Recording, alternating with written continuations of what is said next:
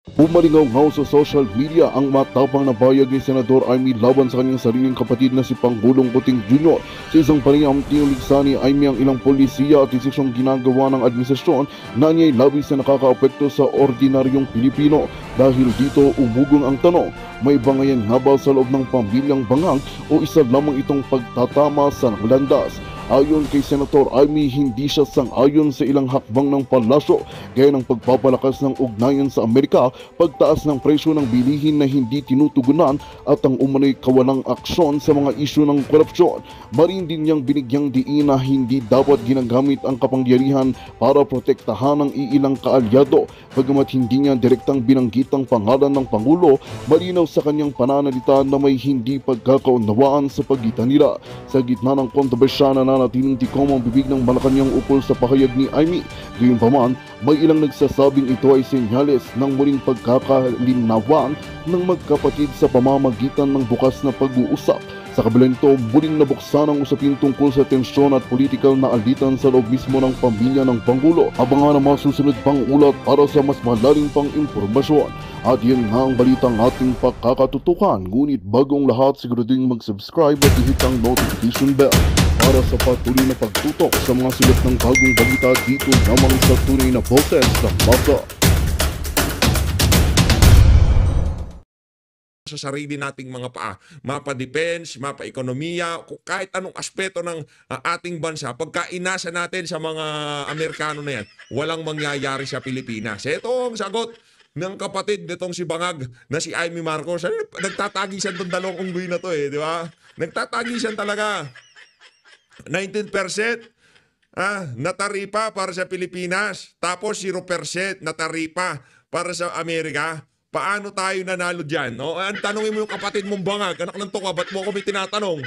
Hindi naman kami presidente. Punta ka sa Malacanang, batukan mo yung kapatid mong Bangag. Anak ng toka, ba't mo kami tinatanong kung panalo ba tayo dyan? Kahit sinong magsalita dyan sa issue na yan, talo ho tayo. Una sa lahat, nag-effort tayo. Napakaraming binitbit nitong Bangag na to patungong Amerika. Tapos ibibigay sa ating tapya sa taripa, 1%. Etong si Joko Widodo, yang si Joko Widodo, hindi ho nagpunta ng Amerika. Tinawagan niya lang ho itong si Bangag. Teka, hanapin ko yung ni Joko Widodo Teka lang ho mga kababayan si Joko Widodo. Si Joko Widodo mga kababayan, 32% ang ipinataw na taripa ng Amerika sa kanila. Ito. Ang nag-post nito si Atty. Rue Naguanzon Sampal natin sa pagmumukha ni Amy Marcos. Tinatanong mo kami, kapatid mo Bangag. Huwag kami tanungin mo dyan. Ayan maliwanag pa sa sikat ng araw. Itong si Joko Widodo, 32% ang ipinataw na taripa. Di hamak na mas mataas sa taripang ipinataw ng Amerika sa atin kasi 20%, sa kanila 32%. Anong ginawa ni Joko Widodo? Tinawagan niya itong si Trump. Sabi niya, Trump, ano na ba naman yan? Via phone. Baka in-Skype nga lang siguro o biniber lang niya o WhatsApp. Nasabi nito Joko Widodo, teka lang, Joko, anong problema dyan? Walang problema dyan. Gawin natin 19%. Walang ka-effort, walang gasto sa delegasyon, walang gasto sa, di ba? Walang gasto sa entourage, walang gasto sa hotel o sa pagkain ng mga palamuning gabinete nitong si Marcos Jr., di ba? Anong ginawa ni Donald Trump sa taripa ng Indonesia? Ginawang 19%. From 32%, yun talaga ang significant, di ba? Yun talaga ang significant. From 32%, naging 19%, doon tayo bibilib. Kasi yun talaga literal na tinapyas. Anong ginawa ni Joko Widodo? Tinawagan niya lang, hindi man lamang siya nag-effort na nagpunta ng Amerika. Kaya Senator Amy Marcos, wag niyo ho kaming tanungin kung panalo ba tayo dyan? Hindi. Punta ka sa Malacanang, kausapin mo yung kapatid mong Bangag, sabihin mo sa kanya, huwag niyang waldasin ang pera na sambay ng Pilipino sa mga walang kakwenta-kwentang bagay. Kung yan naging 15%, naging 10%, alam nyo anong gagawin natin dito sa PH Update? Give credit when credit is due, ka nga. Papalakpakan natin yan si Marcos Jr. Pero para magpunta tayo dyan sa Amerika, bitbitin natin mga gabineteng palamunin itong si Marcos Jr. Di ba sila palamunin na sambayanan? Anak ng tokwa, huwag sabihin di sila palamunin. Di ba? Bitbitin mo sa Amerika yung mga yan, tapos iuuwi mo sa Pilipinas yung 1%. Anak, huwag na kayong umalis. Nagpapakapagod pa kayo, mga walang niya kayo. Di ba? Kahit sino. Ito. Sa susunod na video to, ano mga kababayan, maliwanag pa sa sikat ng araw. Kahit sinong magsalita dyan sa issue na yan, talo tayo. Talo tayo. Ano sabi nitong si Ping Lacson? Ano ba yan? Ano sabi niya? Definitely not the most fair deal between decades, old friend or allies. Hindi nga natin sila friend. The proposal is the worst insult a host can throw at his guest. Maybe it is the time to look for another trade partners. Di ba? Kahit sinong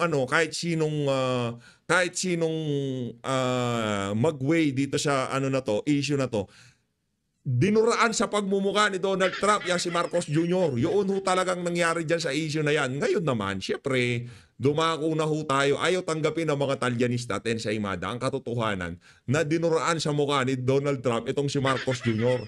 Dahil patron ng mga patron ng mga bangag. Marcos Jr. Ito na nga mga kababayan sinasabi natin. Daig pa. Itong malupit sa tingin ko, matindi pa ito sa laban nitong si Manny Pacquiao at yung huli niyang nakalaban. Eto, panoorin niyo itong mga kababayan. Dan. Naku. Kita. Di ka pa ba kinakabahan, Nicolas Torre? Di ka pa ba kinakabahan? Anak ng toka. Nakita mo yan? Yan ang tatama sa pagmumukha mo kung sakaling magkatuluyan kayo nitong si Mayor Baste Duterte. Basta tayo dito sa PH Update. Hashtag Team Mayor Baste Duterte. Kung sakaling matuloy yaang hamunan na yan ng boxing diyan sa Araneta. Naku, manunod tayo ng live. Alapit. Ay, kaso delikado, no? Lubog-lubog eh. Dito lang sa bahay, siguro live stream naman yan. Papanoorin natin yung bakbakan na yan. No? Sana. Sana matuloy. Siya ka pa PH eh. Sana matuloy ang laban. Dito na ho tayo sa interview. Meron pa ba tayo dito? Dito ho muna tayo mga kababayan. Ito ang programang kini-question ng mga congressman at senador sa Senado pagka nang hihingi ng budget itong si VP Sara. Kagaya na ho nito mga kababayan. Tingnan nyo naman yan. Teka lang, ba't wala na? Teka lang, nawala. Nawala, nyari. Ayun. Ito ho ang mga programa ng OBP na kinikwestiyon ng mga walang yang aso ni Tambaluslos at ng mga walang yang senador dyan sa Senado.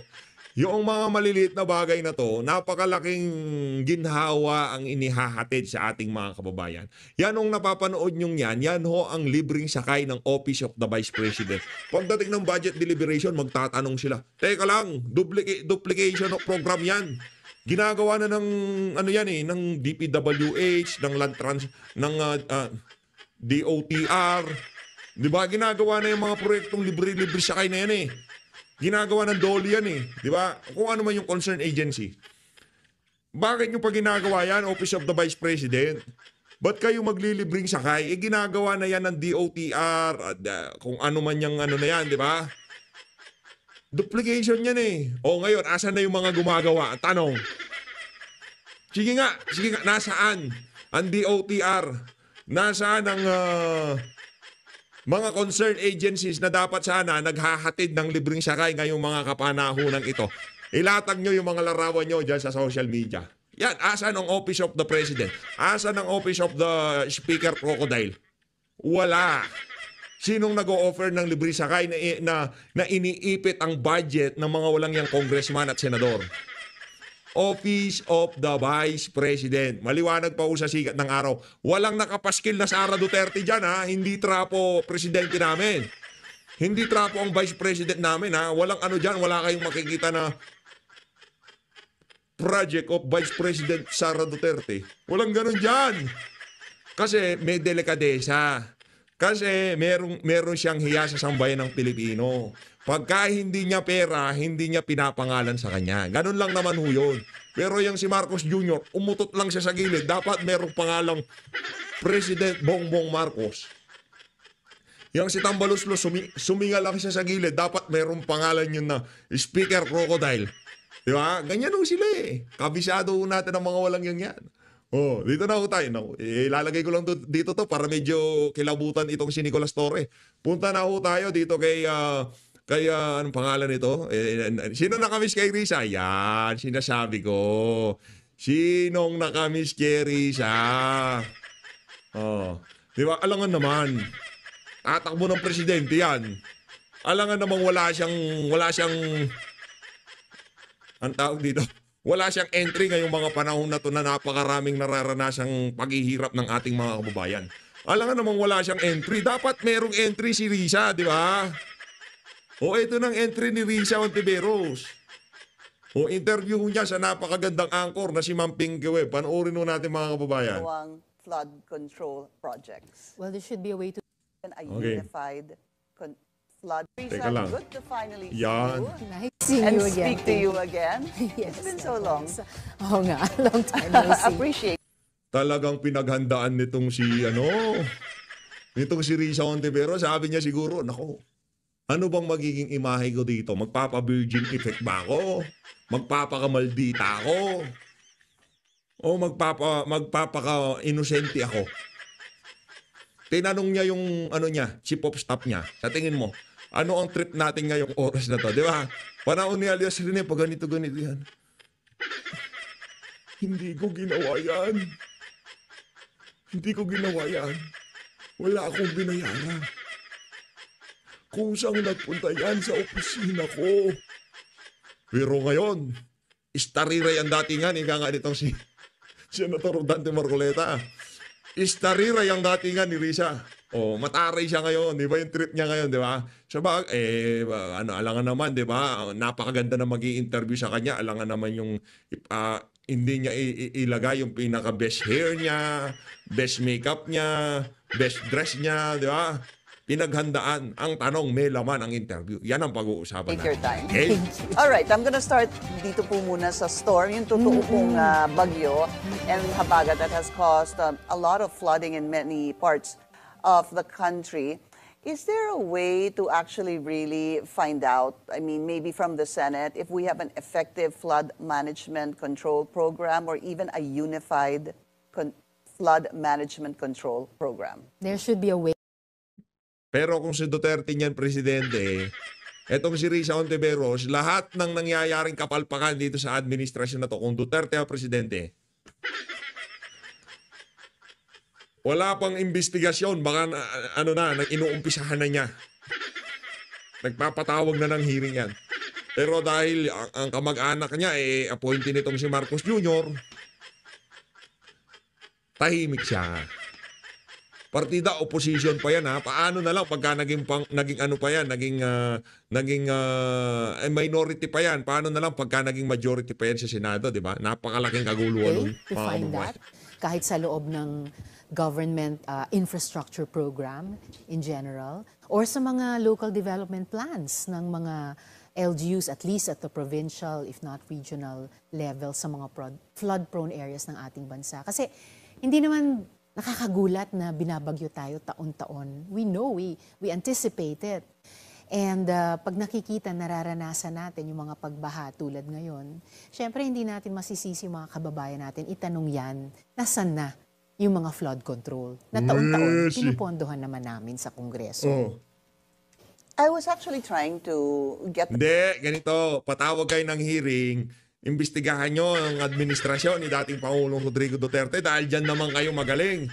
Ngayon, kung mag-iimbestiga kayo dyan sa flood control na magmumuro-muro lang tayo para lamang masabi na nag-imbestiga kayo. Anak ng tokwa, magsitahimik kayo. Gagasta pa kayo, wala namang mangyayari. The numbers from last year and this year, this is just a rough estimate. Okay. It might not be exact. 216 billion pesos in 2024 for flood control projects coming from the DPWH plus 1.3 billion from the MMDA. So roughly, I'd say 217 billion pesos in 2024. And this year, about 255 billion pesos. Ibig ko sabihin, Senator, meron ho bang way para mabusisi itong pera na bilyon-bilyon kung talagang napupunta, hindi lang kung talagang napupunta sa flood control projects, kung tama yung ginagawang flood control projects? Well, there should be a way to do that every year. Actually, any time of every year, hindi lang sa budget debates, pwede namin tignan yung audit reports ng Commission on Audit. Tapos lalo na tuwing budget debates, pinaka-timely, gamitin namin yung COA reports para sabihin, okay, ito yung inappropriate para sa ganitong flood control project sa ganitong lugar. Tama ba itong ginastos? And then, of course, we have to ask, yung epekto ba nararamdaman? Actually, the figures that you stated might even be understated. Naalala ko, budget debates last year. I just can't recall the exact figures now, pero lumabas sa plenary interpellations namin that historically, mga 1/3 daw. I'll get back to you on this if I'm wrong, but I seem to remember 1/3 historically ng mga DPWH projects have been spent on flood control. Kaya natanong namin noon ni na dating minority leader, Sen Coco, kung 1/3 yan, bakit hindi by 1/3 din? Just, using a rough estimate, bakit hindi by 1/3 din humuhupa yung mga baha natin taon-taon? Tingnan mo yung baha ngayon. So I'm sure citizens very fairly will be asking us at the latest by the budget debates later this year, talaga bang tama yung pagbabudget at paggastos ng pera para sa flood control? Sen. Risa, what about a Senate investigation on this? Oh, yeah, that could also be another path sooner than the budget debates na mangyayari in a few months' time pa. So yes, that's also another path. Would you to be get very into the bottom of interested to this. look into this? Yeah, if anyone would file it, or if I myself won't file it, I will participate very actively. Kasi pag pinag-uusapan po yung budget deliberations, mabusisi po kayo dyan eh. You know, both houses of Congress, you talk to different heads of agencies. Kaso pagdating po ng BICAM, sabi nga nila, medyo nagkakaproblema daw o nagkakaroon ng insertions allegedly during the BICAM. Is there really a possibility that once and for all, magiging mapapanood po natin, mababantayan po itong BICAM? Kaya mas nagkakaroon ng currency yung mga panawagan to open the BICAM. Hindi lang yung chairs ng dalawang panels, Senate at House, hindi lang yung full panels ng dalawang houses ng Kongreso, but any and all interested Filipinos, yung mga budget reform advocates. Stop it. Stop it. Tigilan nyo kami dyan sa... Bubuksan niyo ang BICAM dahil kay Unga ba't kay Rodriguez? Dahil kay Congressman Unga ba't dito kay Attorney Vic Rodriguez? Sige nga, tanong ko lang, sino sa inyo dyan sa Senado ang nagpunta sa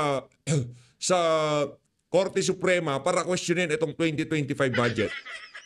Ang kakapal ng mga pagmumukha nyo. Kung makapagsalita kayo, akala nyo talagang ang gagaling nyo. Ni isa naman sa inyo, walang pumalag, walang kumana nung pinag-usapan yung kulang-kulang na BICAM na yan. Di ba? Para kayong mga maaamong tupa. Sinong nag-ingay sa media? Sinong nagmayat-maya dyan sa issue na yan? PDP Laban, Vic Rodriguez, Isidro Ungab. Sila ho yun. Mga credit grabber talaga kayo. Okay, sabihin na natin, tama naman. Hindi naman para kanino pa dapat i-credit yan. Pero nakakaano lang ang corny lang tignan na sa kahaba-haba ng panahon sa pagiging senador nyo, kung hindi pa mag-ingay itong pribadong individual at isang congressman na to, hindi pa kayo magkakaganyan. Hindi nyo pa ipapakita sa sambayanan kung anong mga pinag-uusapan sa BICAM na yan. Mga buwisit na to. Ganyan tayo ugagin ng mga senador na kagaya ni Risa Hontiveros. Kagaya nitong si Ping Lacson. Pag usaping BICAM, akala mo mga santo, mga santa, akala mo ano talaga sila, crusader sila ng good governance. Nasaan kayo nung panahong 2016, 2017, 2018, 2019, 2020, 2022? Bakit hindi kayo nagsalita? 7 budget yon, 7 BICAM yon. Bakit dito sa 2025 kung hindi pa nagsalita tong dalawang individual na to? Yan ang nakakabwisit. Kasi nasubaybayan na natin ang istorya. Alam natin ang istorya. Kaya nabubwisit tayo pagka nagsasalita itong mga politiko na to. Dapat talaga mabuksan na yung BICAM. Dapat talaga ganito ganyan yan. Dapat talaga i-open natin yan sa public. Mga loko-loko. Kayo sa media o Palinoko kahit nyo. sino pa sa mga kababayan natin. I don't see in principle why there would be any difficulty about that. I've raised that call. Sinabi na rin niya ni Sen Ping. Narinig na rin natin kay Speaker. So, Maybe this year? Maybe this year, we should really give it a go. Kung marami talagang gustong manood, makinig, mag-observe, Ang gaga talaga. Buwisit na. Speaker, Ping Lacson.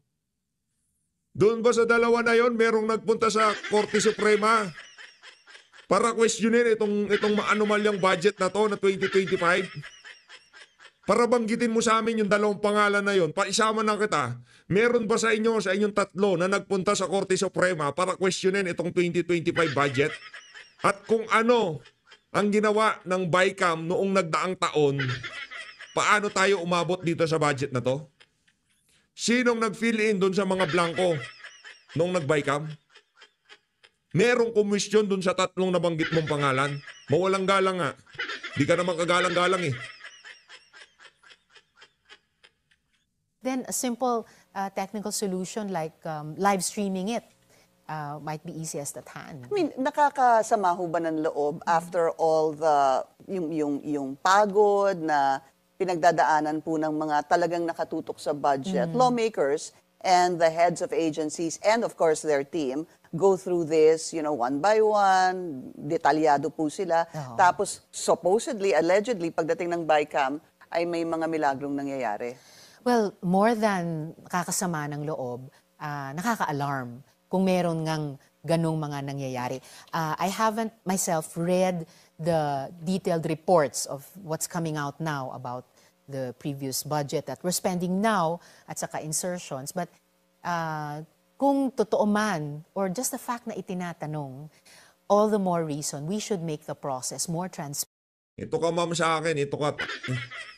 Senador ka, nasa opposition ka. Per se. Nag-ingay ka ba nung kinwestiyon yung BICAM na yan? Puro ka no comment sa media. Pero ngayon nagpapa-interview ka kay Pinky Web, alam mo kung sinong santa? Ay, nako, Risa Hontiveros. Transparent. And therefore, the Ang result bobo mo. at kaming mga budget makers, kaming mga legislators, mas Budget makers. Wala nga timbang yung pirma mo. Di ka pumirma pero natuloy pa rin yung BICAM nila. Eto ka sa akin, Risa, anak ng toko. Ano? Budget makers. Loka-loka. Budget makers. Hindi daw siya pumirma sa BICAM. Meron bang bigat yung hindi mo pagpirma? Nag-ingay ka ba nung nakita mong may anomalya? Hindi nga pala pwede, kaibigan mo si Romualdez. Yung kamag-anak mo, appointee ni Marcos Jr. Oh, ayun pala. Kaya kahit na anong kapalpakan, kahit sandamukal na flood control ang pinaghahanap, tahimik ka pa rin. Kasi accountable. Kasi hindi dapat nangyayari yan. At hindi dapat nagkakaroon ng duda na nangyayari yun. Kasi pera yan, hindi lang nga ng gobyerno, pera ng mamamayan, literally, galing sa buwis ng mamamayan. As you were saying a while ago, I was going to bring this in. There was a report from Politico.com. Ang report po doon is that allegedly 142 billion pesos was allegedly inserted by Senate President Chis Escudero in the 6.3 trillion budget in 2025. And part of that, the biggest allocation actually went to Bulacan at a budget of 12 billion. Ito po importante kasi dun po sa 12 billion na yan, 3 billion for flood control projects. That's why I'm bringing this in. Meron pong 3.2 billion for roads, 3.6 billion for buildings, and ang taas po nito, 2.2 billion for street lights. The second actually goes to Sorsogon at 9.1 billion, and the list goes on and on. Davao is at 5th place. So when you hear, or siguro once you see this report and maybe look into this, how can we know, how can we find out if the money is actually being used wisely and properly? So kailangan, at least in this next budget debates or even earlier through a resolution and investigation, kailangan namin makuha yung mga inputs from DPWH down to ground level at yung mga LGUs, ano ba yung kanilang annual na flood situations at ano yung mga preemptive at curative measures na kailangan nila infra-wise para mapahupa na talaga yung mga bahang iyon o magamit yung flood water in a constructive way. So, that's one very concrete way na we can prevent situations like this coming up again, na mga tanong ang nire-raise tungkol sa mga seryosong issue which should not bother our people on top of lahat ng mga problema na meron na. Dapat ma-take for granted nila na in terms of flood control, among the many other concerns of citizens in our country, na alam ng executives hanggang sa ground level yung sitwasyon at nai-input namin nila sa aming mga legislators. At kami naman, mape-presume ng ating mga kababayan ay responsive in terms of the budget making. Are you surprised about this particular article?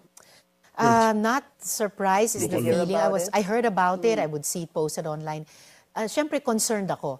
At kaya yung immediate response ko was, again, to call for open BICAM para mapigilan na may mga tanong o may aktual na pangyayaring tulad nito. Kasi hindi nga dapat magkaroon ng duda sa isip ng ating mga kababayan, lalo na taon-taon, nagdudusa sa mga bahang ito talaga. Let's talk about the 20th Congress. That begins on July 28. The President's SONA is on July 28.